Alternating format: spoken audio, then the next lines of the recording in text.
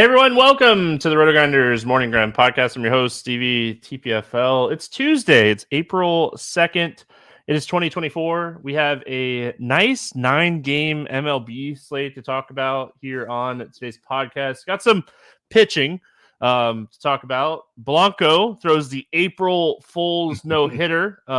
Congratulations to him. Like, I was reading about his story earlier this morning when I was doing research, and signed at 22 for $5,000, washed cars to help support his mom, and just awesome story. And now you can say, hey, I threw a major league no-hitter. So really cool. Joined today by my buddy Keith Eister, going to be the regular Tuesday guy this year. I don't know why I accidentally did it, but it's a happy accident because we get Chief, then we get Eyes, and we get to start the week off the right way here. Yeah, glad to be here talking some baseball. Shout out to Ronel Blanco. What a game. I wrote him up in the expert survey, tagged him in lineup HQ. I have about 20%. He landed mostly with Dodgers stacks, as you would imagine. The salary kind of works out with that. So needing some Dodgers to do some damage here in the late night window to hopefully get up to the top of some tournaments. But Houston just continues to turn out these they're international free agents, but they're not top of the class free agents at all. Framber Valdez was that type of guy. Luis Garcia was that type of guy. Jose Urquidy, another. They just keep on. They sign these Dominican pitchers for $10,000, and then 6 years later they're showing up on a major league mound, just looking absolutely outstanding. So it's a really a testament to their pitching development team. But Houston does a great job with pitcher development. So was all over Ronel Blanco today. Did not expect a no-hitter by any means, but congratulations to him. What a performance. Have to talk about another performance today too, Stevie. Shota Imanaga absolutely looks legit for my Cubbies, and couldn't be more excited. Good signing there. I know it was Colorado, and the wind was blowing in. He's going to have home run problems, but the strikeout stuff is real for sure. Oh, yeah, and I mean – it's the Rockies. We're going to be picking on the Rockies a lot this year. If they get off these slates that start before, so it's you got to. I hate not including these games, but I also really love 8 to 10 game baseball slates. So it's 15 game slates. I feel like it obviously offers more opportunity for people to make mistakes. So I do like those slates as well for baseball, but 8 to 10 is a sweet spot. But my Red Sox doing good. If Hancock hits his under strikeouts, I'll have a 4-0 day over there on Scores and Odds. So my betting card looks really good today. Was on a lot of the Brave stuff earlier today, and I needed Riley to get over 1.5 total bases, and the game started raining, and he was the guy that was up to bat, and it was all right, well, he's not going to. This game's going to get postponed, and then it stopped raining. He came out and he hit a home run. And then it started raining again in the bottom, and they ended the game. So he got over his total bases. So one of those several books are voiding Braves -1.5 the run line on that game because it did not go 9 full innings. That's absolute criminal behavior. It has to go, So it has to go 8.5 or more. So if it's the home team, So it's like a catch-22. You win, you're going to win some and you're going to lose some on that, I feel like. So money line bets definitely more favorable in games that have potential weather issues. Single game parlay, money line, something like that. Because I think we all kind of figured the Braves were going to win that game today. And, even if you like them, maybe you could have money line or money line with a single game parlay. But anyway, what's up, YouTube? Hope you're having a fantastic Monday night. 9 games. We got some pitchers. We got some hitters. We got a lot to talk about. We got some potential weather. We'll let Kevin Roth cover that in the morning. We're going to break down the slate like there is no weather, like we always do. Detroit at New York facing the Mets. 8 total in this game. The Mets, a 124 favorite. Casey Mize against Adrian Hauser facing off in this one. Barn burners here. Any interest here in Casey Mize? I do have some interest in Casey Mize. The Mets are a decent offense, but it's a really good ballpark to pitch in. Former first-round pick, coming back from injury. Haven't seen him in a really long time, so not completely sure what to expect. And control was a little bit spotty in the spring. Guys that are coming back from injury, I'm definitely paying attention to their spring training stats. Mize threw about 20 innings, had 20 strikeouts, but he had 9 walks as well. The encouraging thing was he was over 70 pitches or at 70 pitches in his last 2 starts. So I feel like we're getting a full 85 to 90 pitches here. The Mets are not the best offense. It's the ballpark here and potential strikeout ability for Casey Mize. He's 7,100. I think there's some upside at that price tag. So I do have interest in Casey Mize. Slight interest for me. Just again, not like the sexiest matchup because I mean, okay, I say that, and the Mets lineup right now that they've been rolling out has definitely more strikeouts than it did last year. You know, we talked about this on the podcast yesterday. DJ Stewart, he's in this lineup. Harrison Bader is in this lineup. Joey Wendell's in this lineup. There's a lot more strikeouts just overall in this lineup. So it's not like the bottom half of the Mets lineup last year had like no power, but they also had very low strikeout rates, and it's just not the same lineup. So I had interest in Mize coming in. The walks are the biggest concern, like you said, you know, but the strikeouts were there. He had a good spring as far as that kind of stuff. So, yeah, I mean, for me on Mize, it really just like he sets up more on DraftKings as like a potential SP2 play. On FanDuel, I'm playing one of the like 3 or 4 studs on the slate. I'm not overthinking FanDuel today. Going to the other side of this game, Adrian Hauser. I mean, back to starting. I don't know what to do with Hauser here. Like he was a guy at one point that like early in his major league career with Milwaukee, he was very serviceable. He gets a great matchup against Detroit here, but I don't think I want to play Adrian Hauser today. Yeah, I don't think I do either. I think Detroit's going to be an improved offense this year. And Hauser just hasn't had it for several years now. I'm with you. Like he had some strikeout stuff back in the day with Milwaukee when he was coming up early on in his career, but it's kind of disappeared at this point. I don't think there's any upside here. I'm off of Hauser, even though he's also cheap and Detroit is probably the worst offense here. I'd just play Mize at similar price. I will say he had a fantastic spring. He had like 11 innings. Yeah, 12 innings. I wrote it down so I didn't forget. 12 innings. He had a 14-1 strikeout to walk ratio. So, I mean, over a strikeout per inning.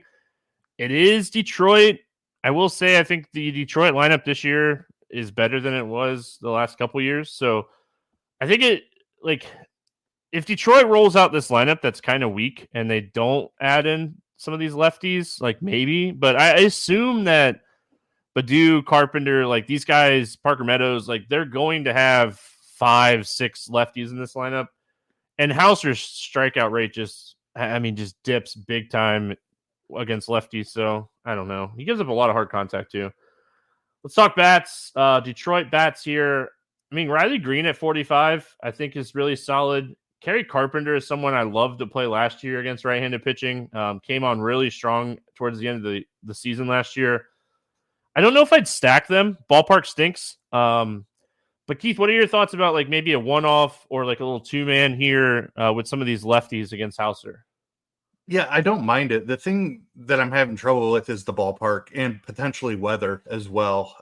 If it was in a different ballpark, I would absolutely be attacking Hauser here. But I agree, it's not a stack for me because of the park, because of the weather, and even home runs. Like it's one of the worst home run parks in baseball. So I'm chasing home runs generally with my one-offs. I'm probably not getting to a ton of Detroit, but if I do, I'm definitely looking at lefties, and Green and Carpenter were the two that I definitely like. So same page as far as that goes. They're not going to be like targets or anything. If I happen to need a $3,800 outfielder, $3,900 outfielder, Kerry Carpenter fits, I'm definitely fine going there. Yeah, you mentioned weather. This is obviously a game we're going to be paying attention to weather. Going to be cold too, so yeah. Definitely a game we'll be watching what Roth has to say. As far as the Mets bats go, I mean, you could play Pete Alonso in any matchup. I don't necessarily love him today, like when you're paying up for like a top end first baseman. But I mean, I'm never going to tell you not to play Pete Alonso because he can hit 2 home runs on any slate. So like if you're a 150 entry max person, you probably get exposure to Pete Alonso every single slate you 150. I typically play 3 to 5 lineups. He probably doesn't make the build for me in a 3 to 5 lineup build today. But I mean, if Mize is struggling with command, like Pete Alonso is definitely someone. If you miss a high fastball, he's going to hit it out of the ballpark in any ballpark. So he would be my favorite here, and then maybe get a little bit of exposure to a guy like Nimmo, who has like that stolen base upside too, but he's really started kind of slow to start the season, which is concerning. Yeah, I mean, I completely agree with your thoughts on Pete Alonso. Just a guy you want to play in tournaments anytime he's on the slate because of that multiple home run upside. Don't care about ballpark or weather with that type of prodigious power. Mize, back before the injury, really struggled with lefties, but New York, like Lindor's fine. I like the Nimmo call. I think I prefer Nimmo to Lindor. He's 500 cheaper.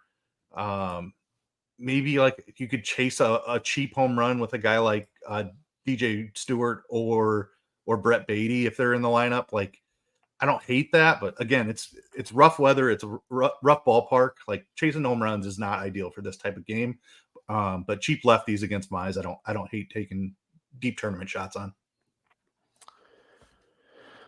Chat, you guys are awesome. I really like you guys in chat. They're asking me for another live winner. I don't know if you last night on the podcast I gave out Hamlin with like 25 laps to go at 8-1, and the caution came out and we got the win. Stevie, any thoughts on the Tigers' heavy early pinch hitting? It's so tough to say. I think you're going to see it a lot when a lefty is pitching.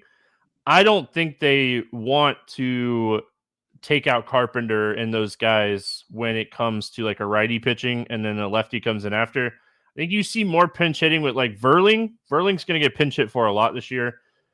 And these like right-handed batters just in general. And like Jake Rogers, he's a guy that like when he DHs might get hit for sometimes too. So even when he catches, he might get hit for because they can bring in the other catcher, Kelly. Yeah, Kelly. So I'm not too concerned yet outside of like, I mean, when you're playing Verling, he has to produce early because he's going to get pinch hit for. Right when a righty comes in, Verling's probably out of the game. So, I mean, I hope that answers your question. But yeah, I mean, it's tough to say. I think you can pinpoint like 2 or 3 guys in that lineup when there's a left-handed pitching. When there's a left-handed pitcher out there that have a high probability to get pinch hit for, and you're playing those guys for 2 at-bats, really. So it's tough. All right, Atlanta at Chicago. These first 3 games are the 3 games that have some weather concerns for what it's worth. Again, we'll see what Roth has to say. I don't mess with weather. I just break down slates. We got Reynaldo Lopez going back to a starter role here with Atlanta, going up against our boy, Garrett Crochet. I forget, it was like the crotchet rocket someone used in Discord on opening day. I loved it. I told him I was going to use it, so there you go. I forget who it was. 9 total in this game. Atlanta, 220 favorite. We'll go to Reynaldo Lopez first. I had a great spring. Transitioning back into a starting role here. White Sox lineup is definitely a lineup I'm okay with picking on. I mean, do you trust the spring numbers enough to potentially roll out a little Reynaldo Lopez at 7,500 on like a SP2 type of role here? He's going to get run support if there's no weather in this game. Atlanta is going to put up some runs in this one. I worry about believing in what we saw in spring too much, but I mean, Reynaldo Lopez has always been a high K guy. So I think chasing strikeouts is okay at 7,500. Like, anytime under like 8K, that's why our game is like under 8K to get 6 more Ks. I think under 8K, if you want to chase strikeouts and know that a guy's going to give up a run or 2, it's okay. And I think Lopez kind of fits that build today. Yeah, I'm on board here.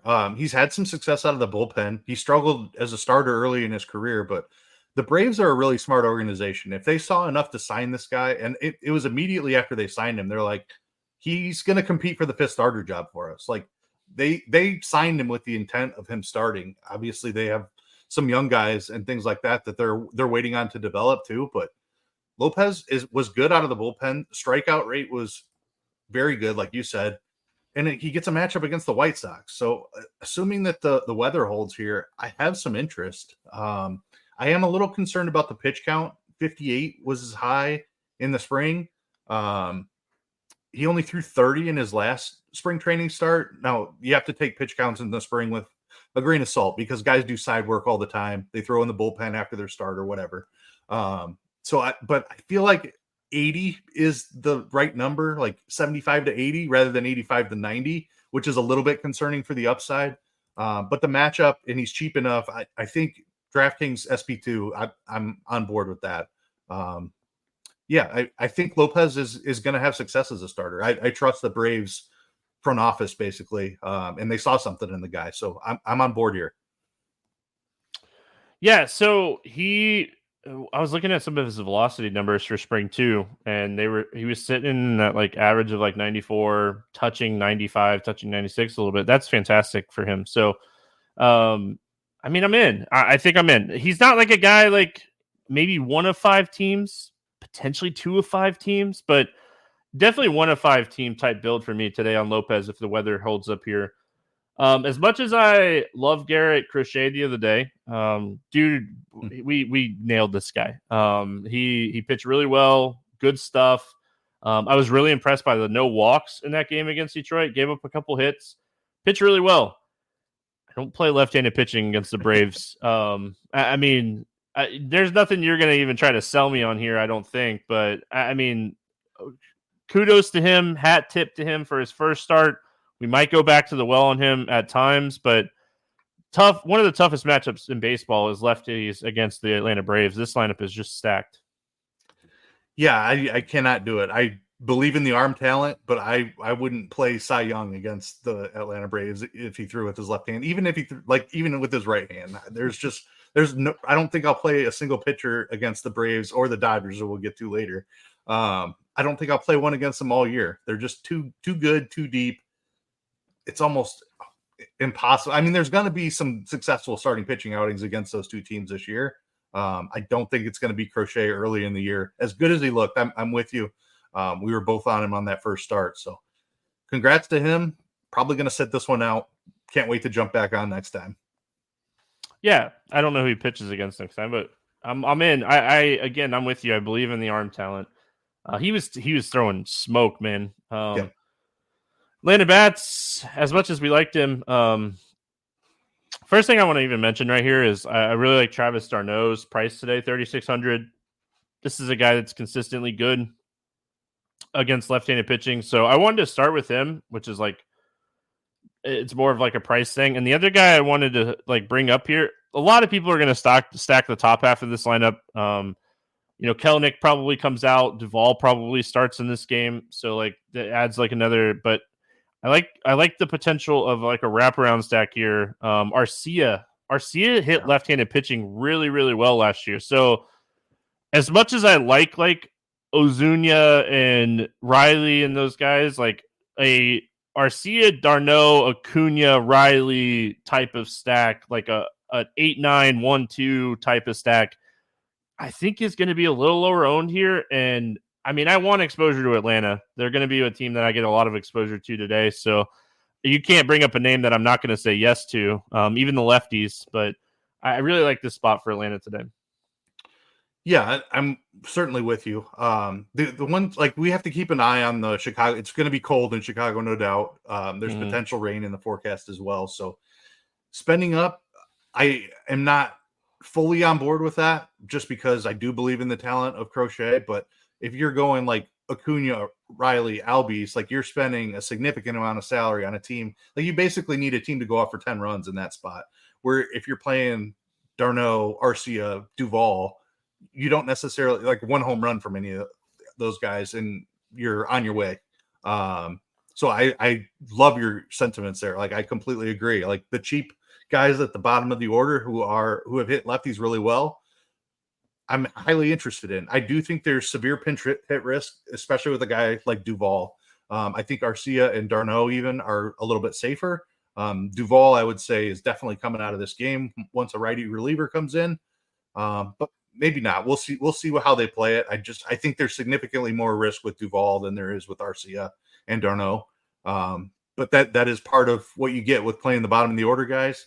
I will mention Ozzy Albies has always mash left-handed pitching. Second base, like he's going to be one of the top plays. Even if I'm not stacking, I don't hate an Albies one-off. Riley's crushed lefties as well. Just third base is a lot stronger of a position. So yeah, interest all around. I don't know that I'll full stack. I think the bottom of the order mini is what I will use the most, but I'll certainly have a couple of full Brave stacks too. All right, going to the White Sox. When we didn't even mention it when we were breaking down Lopez, but Jimenez got hurt Sunday, so he might not even be in the lineup here. And if Eloy's out of the lineup, that's even more of a bump for me for Lopez. I mean, outside of like a mini stack or like a hedge stack here, I don't really. I mean, I like Lopez today enough where I don't have a ton of interest in the White Sox bats, and I mean, I just don't see a lot of potential of the White Sox bats in general this year. Yeah, same. Jimenez is probably their second best hitter behind Robert. So taking him out of this lineup is a huge blow to an already really weak lineup. I'm definitely not stacking him. Probably not chasing home runs either, to be honest. Just like it's going to be really cold in Chicago. So love this park for home runs in the summer, not necessarily in April. Yeah, like weather is definitely a potential here. We should mention though, even with it being like 40 degrees, like there is like 20 to 25 mile an hour projected wind, like dead center, like straight out. So ball might not be flying off the bat as much because it's going to be 40 degrees. But if we do get like a 20 to 25 mile an hour, like consistent wind, that's definitely going to help the ball fly a little bit more here too. So where it's like the opposite here in this next game, we got potential rain in Chicago here for Colorado at Chicago Cubs, 7 total. Kyle Freeland and Javier Assad facing off in this one.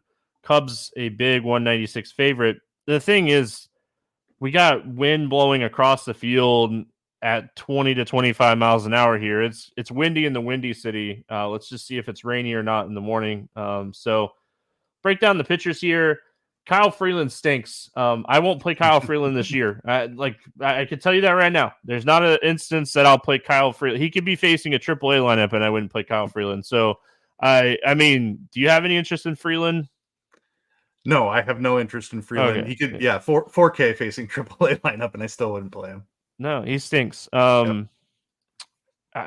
guy, and like no harm to you, Kyle Freeland. You do your thing. He got a nice contract. Was it last year, I think? I mean, it's hard to find pitching for Colorado. Yeah, nobody wants to pitch in Colorado. That's the problem. Yeah. Let's go to the other side here. Your boy Javier Assad facing I mean, they're pitching bad. Their lineup's bad. The Rockies just need to sell and do everything they can to try to start rebuilding this team because it's just not good. Any interest here in Javier Assad? I mean, if we're dealing with weather and there's any risk at all, I'm out completely. But I think you have to, just because Colorado is the matchup, you have to have some interest. I definitely prefer Mize if you can get up there for another 500. Assad, he's not going to go super deep into the game. He's a below average strikeout pitcher. But I think the run prevention should be pretty good, especially if there's some wind. We know it's going to be cold. As long as the rain is staying away, I have some interest, but if there's any rain risk at all, then I just won't bother. I'll just use Mize as my cheap guy and even Lopez at 75. Like there's cheap enough pitching where we don't absolutely need him. So if any risk at all, and I'm out. Yeah, I mean, for me, I'm kind of in the same boat with you because you look at the Rockies lineup and you want to play pitchers against them. The bottom half of this lineup is atrocious. So you want to play pitchers against them, but like you said, Assad's a below average pitcher as far as strikeouts. And he had a terrible spring training. The only reason he's in this rotation is because Tyon is hurt right now. So I don't expect him to pitch deep into this game. And I think he could potentially struggle. I think he could potentially struggle enough that I actually kind of have some slight interest in some of these Rockies bats. If the weather holds off here, it's more of a mini stack, but I really like Nolan Jones. I talked about him a lot last year. Big power, just like a free swinger type of kid. And I say kid, guy, getting old, man. Yeah. But Nolan Jones is someone that I like against lower strikeout pitchers, and that's kind of what Assad is. So I think Jones And Ryan McMahon would like highlight the 2 bats here. And then like if I want to add in like a third batter here, I would be okay with adding a third and making like a 3-man stack. Yeah, I don't hate that call at all. Assad's certainly not invincible. Like you said, he was ticketed for the bullpen this year, and injuries in the rotation kind of forced him in there. So, like, I'm not scared of trying to pick on him. If the weather was better, I might even have interest in a full stack, just because the Rockies are pretty cheap. Outside of Nolan Jones, like 4,200, Charlie Blackmon, everybody else is cheaper than that. So, I don't hate Chris Bryant at 4K. My 2 favorites, I'm with you on. Nolan Jones and McMahon are certainly my 2 favorites. I'd throw Bryant in there as my third probably. I don't love that he's first base outfield, but that's what he's going to be because that's where he's playing now. Tovar is at shortstop at 3,700. If you're looking for a cheap guy, has a little bit of speed. Don't hate that guy either. You see, like Ryan McMahon might actually be healthy this year. I know he's like dealt with injuries the last couple years. It'd be really cool to see him be healthy all year. He started the season with like 3 multi-hit games in a row. That's always fantastic. So good matchup for him. As far as the Cubs bats here, I mean, I'm very, very interested in the Cubs if the weather is okay. Just in general here, because Freeland stinks and Christopher Morel is a guy I love against left-handed pitching. Yan Gomes at catcher had a fantastic year against left-handed pitching last year.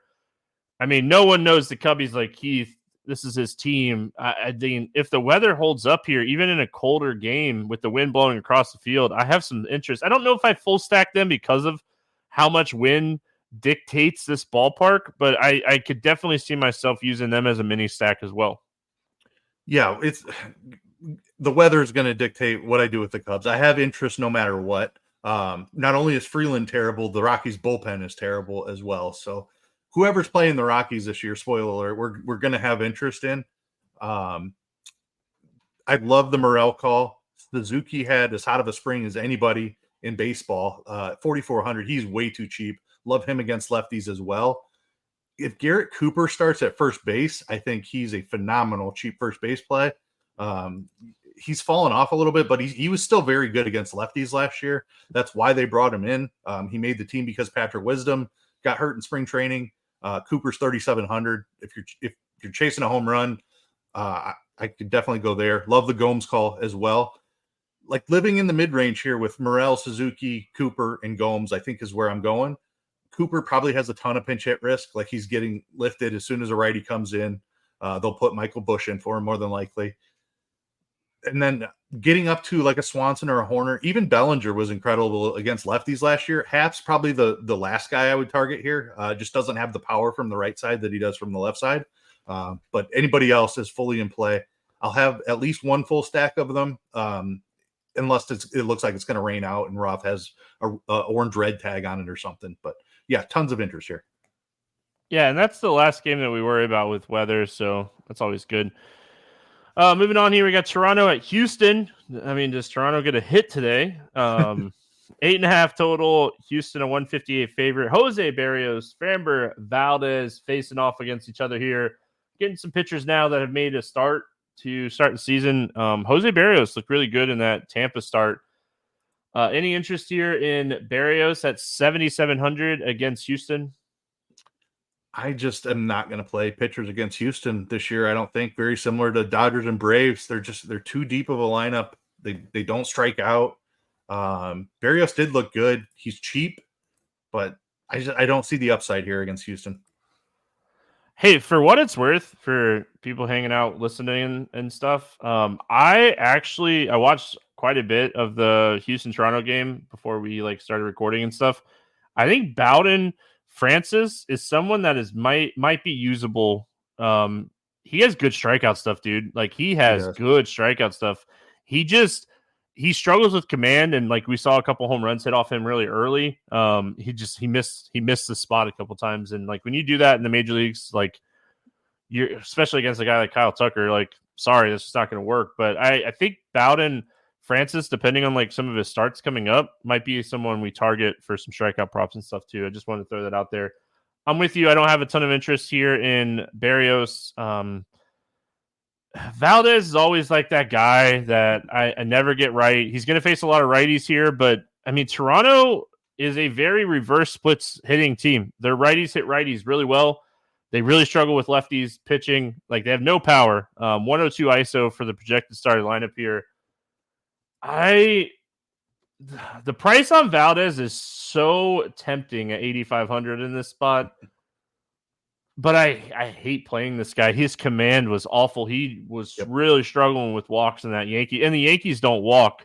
This is a much more patient offense. I don't think I can do it with Valdez today, especially after watching this team get no hit and like maybe get some ownership because of that. I think I'm going to be out on the pitching in this game. I think I'm with you. Framber pitched like absolute trash in his first start of the season. He got bailed out by like 3 double plays. And as a guy who was sweating his under strikeouts, like he should have thrown at least 10 more pitches in each of like the first 3 innings and had like 3 or 4 runs scored off of him. And the guy just kept getting bailed out by ground ball double plays. That's what he does. That's totally his profile. But it made his strikeout prop a little bit of a sweat just because his pitch count was so low, even though he was walking everybody. I don't think I'm on him. Like, I don't know that Toronto's offense is necessarily that great. They were overrated last year. Like, I think everybody's on board that they're more of a average to slightly above average offense than an elite offense now. They still don't strike out a ton, so I still don't hate going under on Valdez strikeouts here, but I don't think I'm playing him at 8,500. Especially if his command's going to be off, like there's no upside here. All right, going to the bats in this one. Anything standing out to you for Toronto? No, I mean, Valdez is still capable of getting that ground ball to get himself out of any trouble. Just kind of talked about it. He's not a guy that gives up a ton of home runs because he's so good at inducing ground balls. So I don't think I'm chasing home runs here. Maybe a guy like Springer going back to Houston. I could certainly see that. I don't hate him as a one-off with big power. Of course, you can always use Vlad in that type of scenario. Yeah, I mean, it's Vlad and Springer for me. I don't think I'll play Bichette at that price. Turner is fine, but I think I'd just be it'd be a one-off for a home run. Kirk is a cheap catcher if you want to go there. Has power. Yeah, I think I'm with you. I don't have a ton of interest in Toronto, but I don't mind chasing a home run or two. And I think Vlad and Springer would be the 2 guys I'd chase. Turner, I think Turner's okay too. Yeah. Davis Schneider has some power. Look, they have power against lefties. I just don't like stacking against Valdez. Like you said, I don't have his BABIP in that game in front of me, but I bet you his BABIP was super, super friendly. Going to the Houston bats against Berrios. I mean, Yordan Alvarez off to a really slow start. He's going to break out of it. We know that's coming. Kyle Tucker, 2 home run game here on Monday night. I mean, they're eventually going to price up Diaz at catcher. Eventually, I hope, because he's like 30% every slate, and like you have to play a little bit because he's so cheap. What are your thoughts on the Houston bats? Yeah, I absolutely love Yordan Alvarez and Kyle Tucker. Berrios has struggled with left-handed power throughout his entire career. He's a good enough pitcher where I don't think I'm stacking against him, but I will have a ton of Alvarez and Tucker. All right. We got Yankees at Diamondbacks. 9 total in this one. Diamondbacks a slight 120 favorite. Nestor Cortez against Zach Gallen. Let's talk Cortez first. I mean, just not a guy that I was very interested in going up against Houston. Arizona a little bit worse against left-handed pitching than they are against right-handed pitching. But I think they're good enough that I still don't want to play Cortez. Unless, I will say, like, they're not going to, but if they have like 4 lefties in this lineup, maybe. But I don't expect Jock to play. It'd probably just be Carroll, right? I think they'd get Jock out, and I think they'd get McCarthy out of this lineup here. Right? I don't know. Yeah. Maybe McCarthy plays, but maybe only Jock 2 lefties. Certainly won't play. Maybe McCarthy for the defense, but Jock certainly won't be in there. Grichuk, right? Grichuk would play. or is he hurt? I forget. Anyway, I think Grichuk's actually on the IL, right? I Yeah, think he's he hurt. is. Yeah. All right. And they lost somebody over the weekend too. Alec Thomas got hurt, but all right. Any It's another interest in lefty. Cortez here? No, I mean, I think he's a better pitcher than the price tag. He's just opened the season with two brutal matchups. I don't like playing pitchers against Arizona either. Another low strikeout team, very solid offense. 7,300. You could maybe talk me into it. If I was taking a shot on a guy in the 7K range that wasn't Mize, maybe he's in that conversation, but I don't know. I don't love it. Nothing to be excited about. Yeah, I mean, we talked about it in Cortez's first start. He had a really bad spring, and it didn't look much better in that Houston start. He's going to get some strikeouts. Like he has really good strikeout stuff. It's just he's going to give up hits and some runs as well. And this is a tough spot, tough matchup. Tough matchup for Zach Gallen, but I think I'm okay with rolling the dice a little bit here on Gallen. He didn't have a great first start. Yankees have a lot of strikeout potential in this lineup, and I mean top end pitching definitely something I want to pay up for on most slates. What are your thoughts here when it comes to Gallen? Yeah, definitely on board with Gallen. The Yankees are it's definitely a boom bust spot. Like there's so much power in this Yankees lineup that you have to be afraid of it. But Gallen is one of the best pitchers in baseball, so I have interest here. 90 pitches in his first start. He's a guy that they're gonna let go. I think we could see up to 95, maybe even 100 in this spot. Not a huge strikeout guy, but the Yankees lineup kind of helps him out in that department. I think he could go deep into the game if he's on and he can rack up some strikeouts against this lineup. So I definitely have interest. He's not my favorite pitcher on the slate. I like one other guy better, but he's certainly in that conversation. All right. Yeah, there is a guy that I like more today as well up here, but I hate playing more than like 50% on a pitcher. And like I say that, remember, I play 3 to 5 teams. So like 50% for me is not as much as like 50% one for 150. If I was playing 150, it'd be hard for me to play more than like 30% on a pitcher on most slates. So Yankees bats, I think like when you're looking at Zach Allen and how you want to attack him, you just want to attack him with power. I don't think it matters which side of the plate. I think you just want to attack him with power. He gives up a little bit more fly balls to righties. He gives up a little bit more contact to righties. So I think when you're looking at these Yankees lineup, like you're interested in guys like Torres, Judge, Stanton. I will say this about Soto. He's a fantastic patient hitter. He's not my favorite like spend up DFS wise, right? Like he's a guy that walks a lot. You really want to attack him against like fly ball guys because he hits the ball on the ground a ton. So like Juan Soto is a phenomenal hitter, but he's a guy that like when he's getting steam, I love being underweight on him because I mean a good day for Soto is like 3 for 3 with some singles and I mean walks. He loves to walk, so I like Soto. He's a good hitter, one of the top hitters in baseball. It's just I mean I'm a little concerned when I pay up. He's 6,300 on DK today. Like he's up there. I think I'd rather chase the 2 home run game than the 3 hit game from Soto with Judge.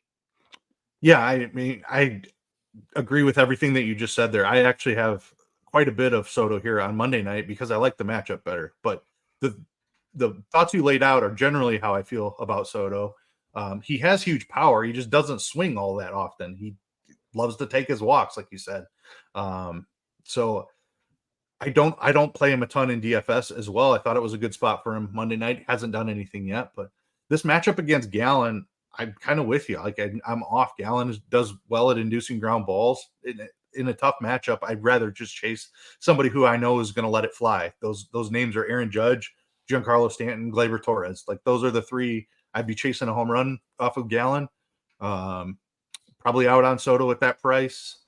I don't hate Rizzo at 4,200, but definitely not stacking against Gallen. I think he's an elite pitcher, but I don't mind trying to find a home run off of him. Austin Wells is sneaky good. I don't know if like we'll see it for a whole season, but we saw it at the end of last year. he gets a lot of barrels and he hits the ball in the air a lot. Like, he's a guy I love playing in Yankee Stadium. So just saying, he's a guy that I'm definitely going to be playing in Yankee Stadium a lot this year. Keith, you know me with cheap catchers, man. I'm always in. Whoever it is, don't care. I'm really sad that like a chalky cheap catcher keeps getting there every night. Arizona, I mean, Gary L, scorching start. Just a scorching start. Love him in this spot. And Christian Walker is one of my favorite hitters on the slate. I love Christian Walker against lefties, and I think he is going to excel in this matchup. They brought in Suarez. Suarez saw his power numbers drop a lot last year, so I'm a little concerned about him. Marte is much better from the left the left side of the plate than the right side of the plate. He's so good from the right side of the plate. A lot of interest in Walker, a lot of interest in Gary L. I'm not saying I won't full stack them. Yankees bullpen's still really solid. I think it's more of a 3-man, 4-man type of stack for me on Arizona today, but very interested in these power righties.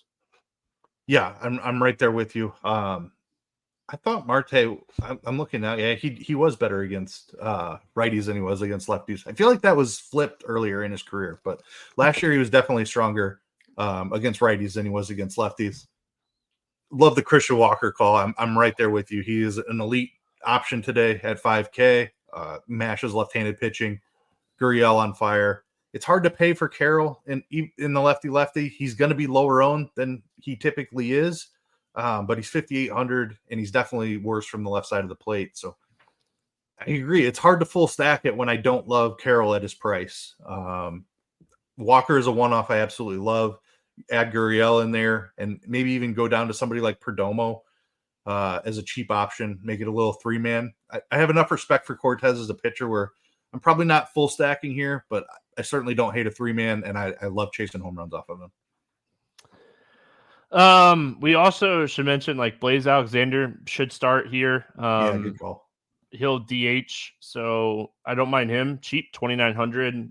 So I think he's solid. And if you're looking to get off like the chalky cheap catcher, Gabriel Moreno is a really solid hitting catcher, especially against left-handed pitching. And sometimes bats like in the 5-6 hole here against lefties. So yeah, I think he's solid too.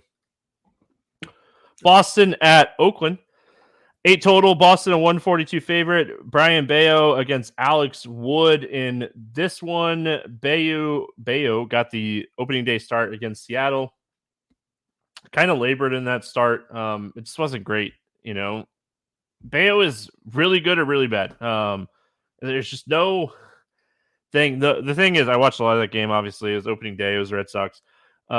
He didn't have like that stuff, dude. He didn't have like that put out stuff. And Oakland's not a great offense. So like you could potentially get away with like not having that like overpowering dominant stuff.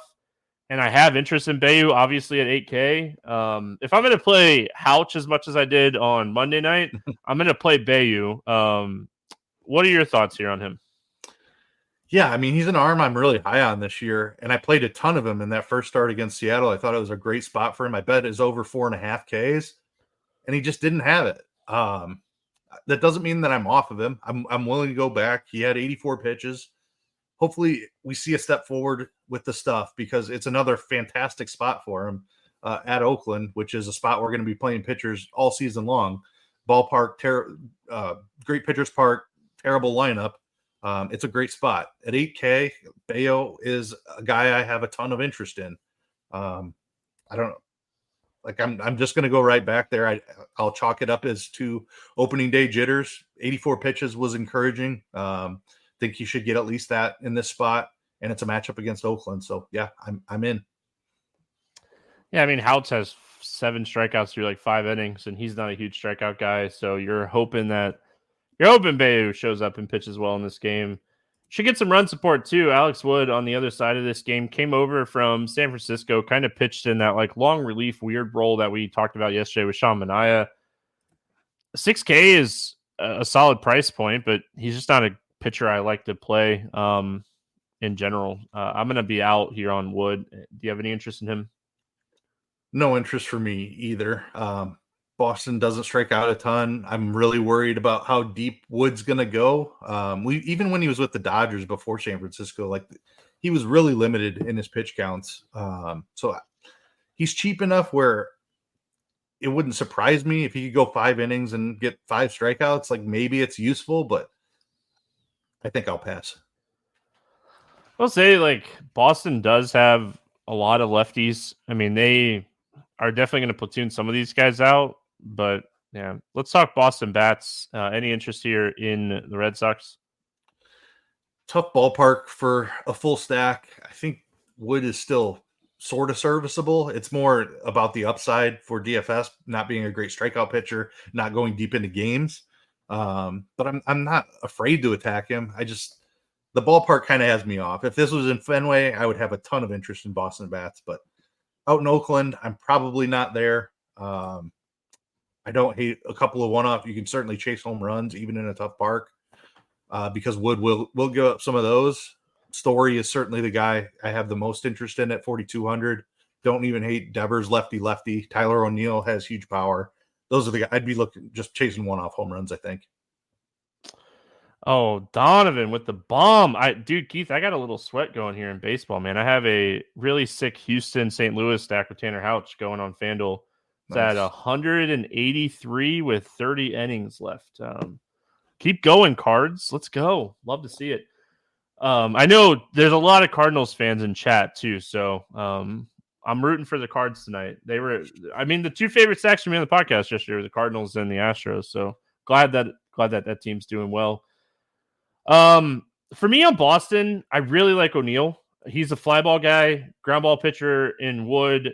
He hits left-handed pitching really well. Very fair price tag at like 4,300. So I really have a lot of interest in Tyler O'Neill. Outside of that, I don't think I have a lot of interest in playing a lot of Boston bats here. Like we might get some cheap righties in this lineup today. So like maybe we use them as like cheap one-offs, but Bobby Dahlbeck definitely pops to me a little bit here. He's 2,800. You could play him at third base. I don't know if I'd play him at first base. I like Bobby Dahlbeck a little bit, but I really like Tyler O'Neill. Big fly ball guy, power. He's the type of guy that can hit you 2 home runs in this type of game. So I don't know if I'd stack Boston though. And I like stacking against Alex Wood.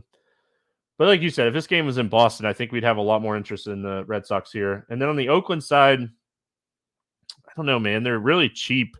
But, I mean, I think that's all they got going for him here. If Bayo is struggling with command, maybe, you could take, like, a speed guy. Like, if Ruiz hits leadoff, right? Like, if Ruiz hits leadoff here. They sent Ruiz down today. Did they? I mean, there you go. That's crazy. Like, why? Why not see what you have in the guy? I don't. They said he needs to work on getting on base more, which he does, but let him do it in the majors. What do you have to lose? Service time considerations. How many stolen bases did he have? Like, he had a ton last year, didn't he? Yeah. Like the dude that St. Louis is using, that Scott guy, he can't get on base, but they know when he gets on base, he just steals. So, like, I don't know. Like, how do you send him down when, like, I'm not even going to go on this rant. Let's move on. Oh, no. Do you have any interest in the Oakland bats? I mean, no, I believe in Bayo. I think that we kind of had a blip there on opening day. You can certainly chase some home runs against him, but had solid control last year. Tough ballpark. I'm not stacking. I can't even think of like Langoliers as a cheap catcher, maybe Blade as an outfielder with some power, but mild interest at best. So, yeah, my lineup is St. Louis with Donovan, Arenado, Gorman, Goldie, Tucker, Alvarez, Devers, Volpe, Houch, for who was asking in the chat. And if Alvarez would have done anything. Yeah, Jordan had a bad game. He's off to a really slow start. Had a lot of him today. I had a lot of Tucker. I had a lot of Tucker on FanDuel today. Just kind of fit builds for me. I ended up in that range a lot with like last piece. So I have some good FanDuel teams going because of that. So it never sucks to like have that guy that hits the 2 home runs and like really be heavy on him. So I think he was on 4 of my 5 builds over there. So nice. It's kind of worked out. And I don't usually do that on purpose. I like Houston a lot today. All right, moving on. We got Cleveland at Seattle. 7 total. Seattle's a 120 favorite. Shane Bieber, Luis Castillo, 2 solid pitchers facing off against each other. we're going to start here with Shane Bieber. He looked lights out. It was Oakland, but he looked really good. What are your thoughts here on Mr. Biebs? The Biebs is the best play on the slate, in my opinion. I am totally buying what we saw in that first start. Like you said, it was Oakland. It was a great matchup. Seattle, I think, is a really good matchup as well. They struck out at the second highest rate in baseball last year. So there's plenty of upside here. Bieber, much publicized offseason trip to Driveline, which I'm a firm believer in. I think it really helps pitchers improve. Had a 80%. Well, I have it right here. 80% whiff rate on a slider that he threw 24% of the time. Like that's insane numbers. I am buying the step forward or the step back to dominance for Shane Bieber. I love the matchup against Seattle. Lots of strikeouts in the lineup. I'm with you. We targeted Seattle for strikeouts a lot last year, and I don't feel like Seattle went out and got better. Polanco is a guy that strikes out a bunch. He's going to hit really well, but he's going to strike out a bunch. So bringing him in, Mitch Garver coming in. Garver, 26% Ks last year. So I think we just added more strikeouts to this lineup. And I think a guy like Bieber, and it's kind of why I had some interest in McKenzie on Monday. I think Bieber and what we saw swinging strikes. Yes, it's Oakland, but we saw swinging strikes. That's what we need to see from this guy. Like his swinging strike rate that was really down last year. So I think that was a really good sign. The other side of this game, Luis Castillo struggled against Boston in his opening day start. Threw 90 pitches, though. Really solid. Cleveland's a tough strikeout team. I don't necessarily love playing pitchers against Cleveland because they just don't strike out a ton. Any interest here in Castillo? I don't like him anywhere near as much as Gallen, and definitely not as much as Bieber. Like he's certainly third on my list of the spend up guys on the slate. I might prefer him more than Framber, but I don't like him a lot. I think I'll just go overweight on Gallen and Bieber, to be honest. It's the matchup, like you mentioned. Cleveland is just a team that makes too much contact. I don't see a ton of upside here. Castillo is a guy who has struggled early in the season the last couple of years as well. So I probably will just sit this one out on him. He'll turn it on and he'll become lights out for another 2 months or something eventually. But I'd like to see it out of him a time or two. Pretty rough start there against Boston in his first go around. I definitely prefer Gallen and Bieber to him. I just don't love the price, right? Yeah. Had they enticed us with the price a little bit, like if he was on Monday's slate, I think we would have got into maybe taking a little bit more. And Monday pitching actually worked out pretty well for as ugly as it looked on paper.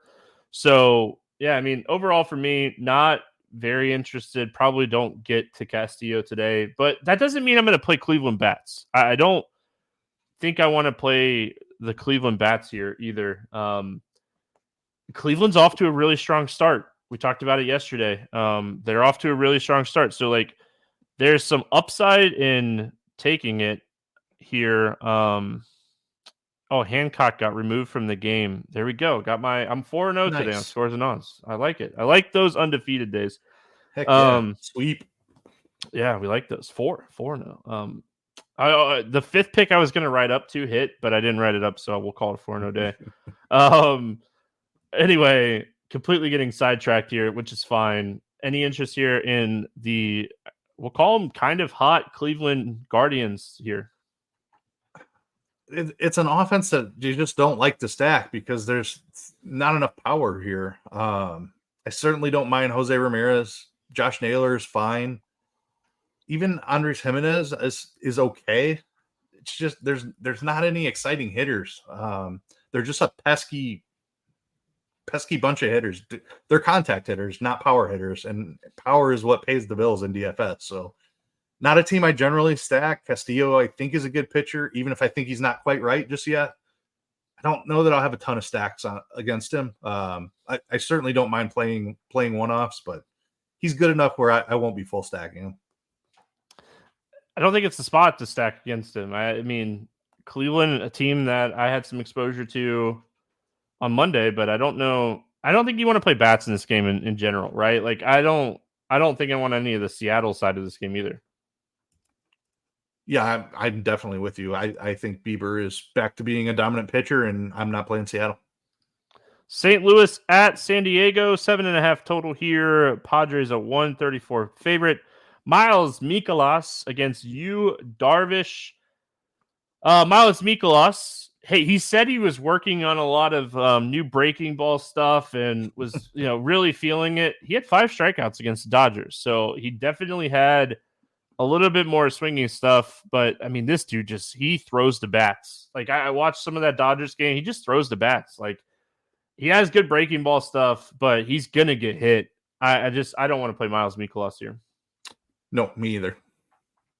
Simple, easy, moving on. You, Darvish. Darvish is like that rare pitcher. Like Glasnow was supposed to pitch today too. We'll talk about that situation in the next game. They moved the whole rotation back a day. Darvish is making like his 3rd start of the season. Like we've already kind of seen, he looked way better against the Giants than he did against the Dodgers. Any interest here in Darvish? Yeah. I mean, he's 8,200. So like we say it a lot that he's no longer an elite strikeout pitcher, but he's priced more like a middle of the rotation guy now at 8,200. I will say the concerning thing has been his pitch count. And I know the Dodgers are going overseas playing the Dodgers messed with their spring training. 78 pitches in the last one. Maybe we see him in the high 80s in this one. I think 90 would be a max for him. But if he had worked a little deeper into a game, I would have more interest. The strikeouts showed up against San Francisco. I don't know if I necessarily expect that to continue. I think he continues to be around a league average strikeout pitcher. But at this price, I think you can take some shots here. I do have interest in the Cardinals bats too, but because of the price, mild interest in Darvish. For what it's worth, I wouldn't be shocked if Darvish gets moved today. Like if they do what the Dodgers did here and move it and like do like a little bullpen type of game here. But if it is Darvish, I don't really have a ton of interest in him. I actually have some slight interest in the Cardinals bats again. Cardinals against right-handed pitching have some solid bats. Just in general, we saw Donovan have a really solid game on Monday. We know, Gorman is a guy when you don't have like elite strikeouts, he can hit you. I don't know if I'd full stack this team again. I think it's more of a 3-man type of stack, but until the sites kind of adjust Donovan's price, I'm going to keep playing this guy. I think he's just too cheap hitting in this leadoff spot on the road. Likely getting 4, potentially getting 5 at bats. I think Donovan is just going to be a guy I'm playing a lot right now. Yeah, I like that. He's cheap, 3,600. I wish he had infield eligibility still, but outfield will have to work. Gorman is the guy I absolutely love. Left-handed power against Darvish. Absolutely interested in that. And we have to talk about the 2 young speedsters because Darvish is one of the easiest guys to steal off in the entire league.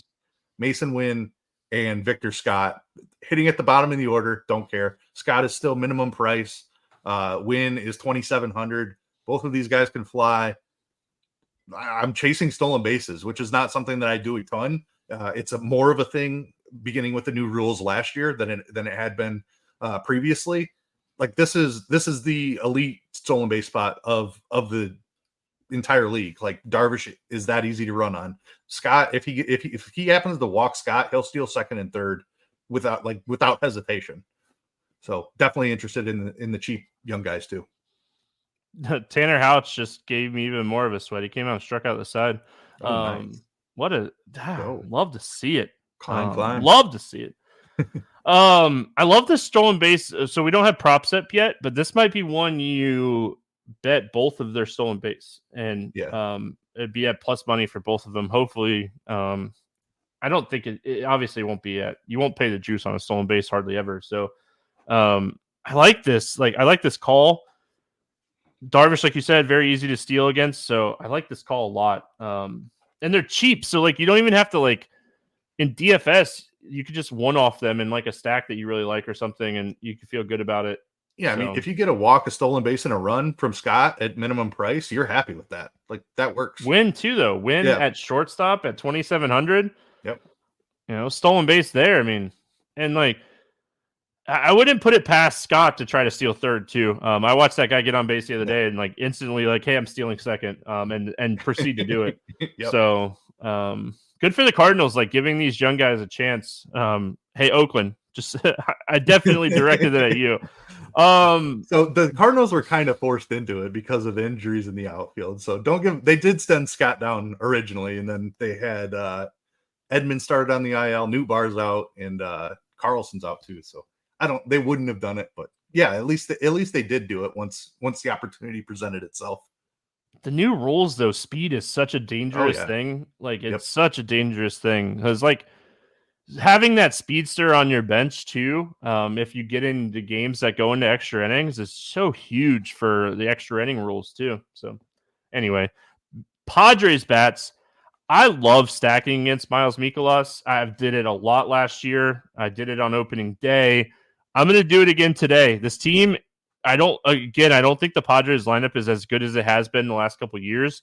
There's still a lot of potential in this lineup. So I'm very interested in the Padres today. Me too. Favorite stack on the slate. Like obviously Tatis, Machado, Kim, all great.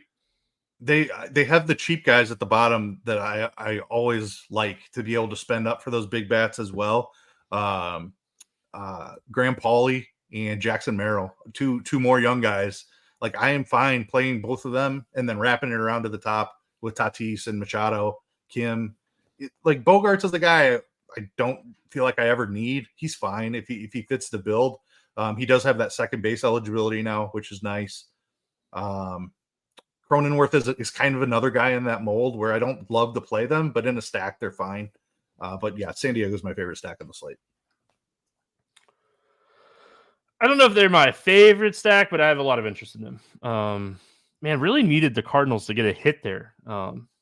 What the heck are they doing? Now I can complain about the Cardinals again because they stink. All right, Giants and Dodgers. I'm going to have to watch the Cardinals game after this. Oh, gosh, watching the Cardinals. I say it just because I know Derek's in the chat. Yeah, I love it. I almost pitched for the Cardinals, so I like the Cardinals. There you go. All right, San Francisco at LA taking on the Dodgers. 7.5 total. Dodgers 196 favorite. We're going to see that a lot this year. It doesn't matter who's pitching. Logan Webb on the hill for San Francisco. We're going to get a bullpen type of situation here for the Dodgers today. They'll open. Yarbrough will come in. The opener will probably go 1 or 2, and then Yarbrough will probably go like 2 to 4. It's a straight bullpen game for the Dodgers. They announced it a little while ago, right before we got started. I'm glad they did before we got started because it was supposed to be Glasnow, and I'd actually have interest in Glasnow. We'll talk about him tomorrow because he'll pitch tomorrow. But any interest in Logan Webb here? I said it earlier, and I probably won't play a starting pitcher against the Dodgers all season long. I think Logan Webb is a fantastic starting pitcher. He's not a strikeout guy. I just see it. I find it really hard to believe he's going to put up a score that I need on today's slate. Yeah, I'm out. Okay, I will say, like, if I was playing like 150 and wanted to get like 3 to 5 teams with him, sure, just because anything can happen. But and I will say, like, the addition of like Teoscar Hernandez, the bottom half of this lineup definitely has a lot of strikeouts in it, but they're still one of the best teams in baseball against right-handed pitching. You got to be really on your stuff to beat this team. Webb throws a lot of strikes and generates a lot of ground balls. Not touching the opener situation. There's too many, like Yarbrough's 8,200. There's too many good pitchers on the slate today to pay 8,200 for Yarbrough. Even in a solid spot. I mean, if we knew he'd throw like 5 innings here, sure, like you could roll the dice, but no chance I'm playing him here at this price point. Yeah, I'm with you. Yeah, just start him, let him go. 80 pitches, but I get it. I understand it. Giants bats. New coaching definitely has led to less pinch hitting so far. I still don't think I want to do it here. Soler or Chapman, like one-offs. They are just so good against lefties. They're going to get 1 or 2 at bats against Yarbrough. Soler or Chapman one-offs, I think is fine here, but I don't want to stack the Giants today. Yeah, it's really weird. Strange to me that they're opening with a lefty when they have a lefty long reliever. I know. Like, what are they doing? I think that like it makes me have more interest in San Francisco. Yeah. Like I think Soler is safe anyway. I think Chapman is safe anyway. But they're platoon guys. well, I'm losing his name now. Where Slater is the guy. Like he always like if a lefty opener would come in, you'd be at risk of one at bat. Lefty opener, righty follower, one at bat, and he's out of the game. I think you can play these guys. Wilmer Flores, another guy. Like if you tell me I'm getting 6 innings of a left-handed pitcher on the mound, I don't care how it comes. I have some interest in the righties here. Soler, I'm interested in regardless. Chapman, kind of the same story. Estrada is fine. I don't know if I full stack it here, but I do have interest in the Giants. And obviously the righties. You make a good point about the opener being a lefty as well. I saw that earlier and I totally forgot. But yeah, maybe a little 3-man with Slater, Soler, Chapman. I think that's fine. Flores always in play too. So, and for what it's worth, like when a righty comes in, Soler, Chapman, and Flores probably don't come out of the game. So, like, if you do a 3-man with those guys, like Slater has the potential to get pinch hit for like Yaz at some point. So, I don't hate the idea of doing like a 3-man with Soler, Chapman, Flores, getting the 2 or 3 at bats against the lefties, and then getting the bullpen. So, Dodgers bats. Logan Webb's a good pitcher. As much as I don't want to play Logan Webb, I don't know if I necessarily am going to go out of my way to stack the Dodgers at their price point. I will say, like, Max Muncy's a huge fly ball guy. Logan Webb is a huge ground ball guy. So, like, when Muncy makes contact against Webb, it's going to be fantastic contact. Like, it's going to be line drive type contact. Any interest here in the Dodgers bats? Yeah, you have to play the Dodgers on every slate that they're on. No matter what pitcher they're facing. I do believe that Logan Webb is a very good same pitcher. Thing, dude. It's like just we just did the same thing. I did the exact same thing. Yeah. He's Logan Webb is an elite pitcher. Like he's not the best DFS pitcher, but he's a true ace in the game. I still think you need stacks of Dodgers against him. The offense is that powerful, that potent, that good. I love the Muncy call at 4,300. Like he's a guy who can be frustrating to roster because you'll play him 3 days in a row and he won't do much. But that 4th day, he'll hit 2 home runs. So just keep playing Max Muncy. James Outman is kind of the same way. A little bit of a slow start for him, but really talented hitter. I'm going to keep playing him. Price keeps coming down on him. He's down to 4K. So give me Outman. The bottom of the order Dodgers is going to be a thing for me all season long. Obviously, I want to play Betts and Ohtani and Freeman as much as I can, but I love the bottom of the order too because it's way stronger than most bottoms. All right. That's it. That was all the games. We'll get faster at this as the season goes, but Tuesdays are big slates, and we're gonna have like big prize pools on Tuesdays. So we're gonna spend a little extra time on Tuesdays just in general. I saw Paxton. Someone in chat, let me know how many pitches Paxton. I saw that they just took him out of the game. 5 strikeouts, 5 walks, 4 hits, 5 innings. I'm just curious how many pitches Paxton threw. That's all. If someone wants to tell me, if not, I'll look after. I've got it right here. 97 pitches. Dude, that's what we want to see, though, right? Yeah. Like the walks will start to come down, but that's what we want to see from Paxton. Love to see it. All right. Morning grind game under 8K to get 6 or more strikeouts. Who do you got? I'm going to go Casey Mize. Mets have a little bit more strikeouts, a few more strikeouts in their lineup this year than last. Mize is an elite arm talent. Coming back from injury, strikeout stuff was there in spring training. I like it. I'm going to go to Reynaldo Lopez. The velocity's there. Hopefully, moving back to a starting role, he'll have some stuff here. So give me Reynaldo Lopez over 8K to go under 15. Who is your bust today? And you cannot say Ryan Yarbrough. Fair enough, because he's way overpriced. Yeah, way I'm going to actually go out on a limb. I'm going all the way to the top. Give me Luis Castillo is going under 15 against Cleveland. I don't hate that call. I should be like, I'm going to take Yarbrough. Give me Darvish. The rules.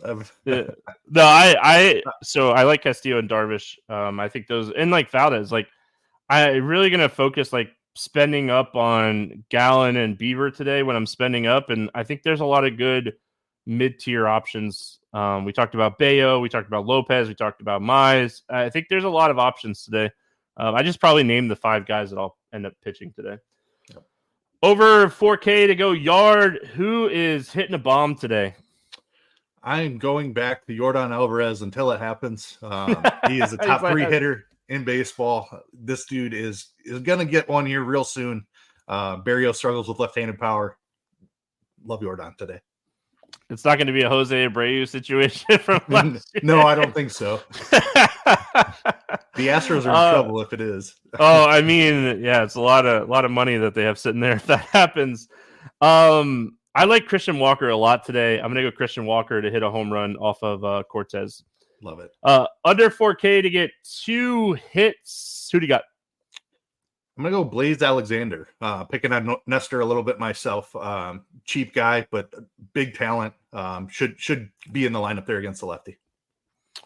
I like that. I'm going to go to my dude here, Kerry Carpenter. I really like him just in general. Like I said, I played him a lot towards the end of last year. 2 multi-hit games in his first 2 games that he's played this year. Platooning, I don't hate it, but he's not a guy that I'm too worried about like getting pinch hit for. They've given him in the at-bats when he started. So give me Kerry Carpenter to get 2 hits today. Stack to score 6 or more runs. Who's getting the job done today?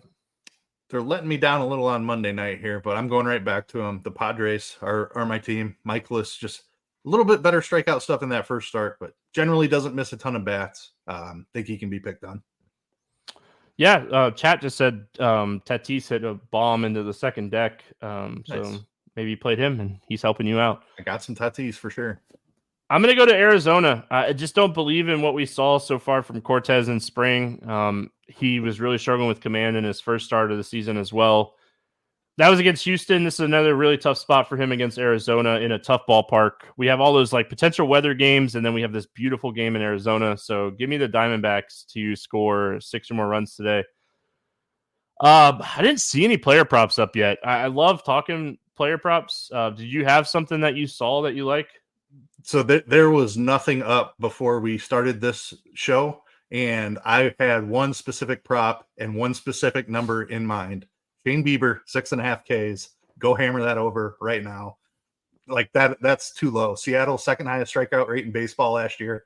Shane Bieber looked electric on opening day. I know it was the A's, but I totally buy into the improvements that he made at Driveline over the offseason. Really think Shane Bieber is back to being an elite pitcher. 6.5 Ks is too low for Shane Bieber. Yeah, I'm okay. So a couple props that I am interested in when they come out, because again, we don't have it. I'm going to be looking at Miles Mikolas under strikeouts. That's one that I think is really solid. Darvish under strikeouts. If it comes in at 6.5, I like the under on Darvish's strikeout number if it's 6.5 today. And then I want to see what Luis Castillo's strikeout prop comes in at. That's another one that I potentially like the under if it comes in at 6.5. So I looked, nothing up yet. So those are a few that I'm going to be kind of looking at. Baseball props usually start rolling out around this time and early into the morning, but nothing up right now that I feel like we could take advantage of. Any lines or anything that you like today? I'm on the Guardians money line as well. They're slight underdogs to Luis Castillo and the Mariners, but I like Cleveland minus 102, right near even money. Again, this is basically just backing Bieber, and Castillo struggled in his first start. Bieber looked amazing. I feel like Cleveland's just a slightly better team. So give me the Guardians at minus 102 is where I got them. I don't hate that at all. I am leaning this right now. I didn't bet this, but I'm definitely leaning this right now. I kind of like the Cardinals and Padres to go over 7.5. I want to dig into it a little bit more. I think there's going to be runs scored in this game. So I kind of like the over in this Padres-Cardinals game. Hate the ballpark, but I think both of these offenses have the upside to get this game over 7.5. So, hopefully the Cardinals get it going right here. They got 1, 2, 3, 4 coming up, first and second, no outs. And let's help my sweat. We're going to get out of here, though, for the podcast.